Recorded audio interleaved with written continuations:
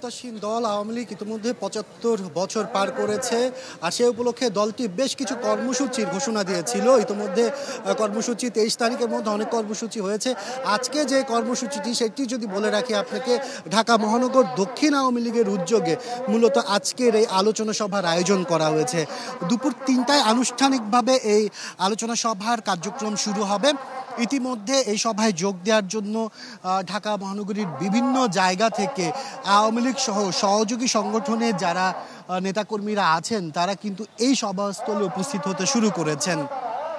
আমি যদি আপনাকে বলে রাখি, আজকের যে সভা, এই সভায় কিন্তু প্রধান অতিথি হিসেবে উপস্থিত থাকার কথা রয়েছে আওয়ামী লীগের সাধারণ সম্পাদক ওবায়দুল কাদেরের। তিনি মূলত আজকে ৩টা সাড়ে ৩টার মধ্যে এই সভাস্থলে উপস্থিত হবেন। নগদের কাছে সব গ্রাহকই প্রিয়, তাই তো সারা দেশে ক্যাশ আউট চার্জ সবচেয়ে কম।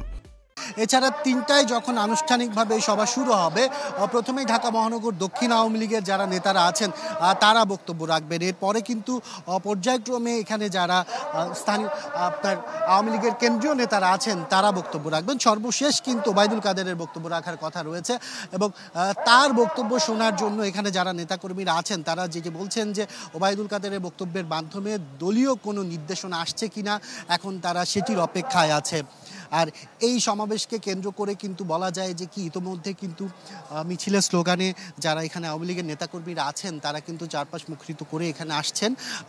এখন তাদের অপেক্ষা সময় ঘনার সাথে সাথে কিন্তু তারা তাদের আনুষ্ঠানিক কার্যক্রম শুরু করবে।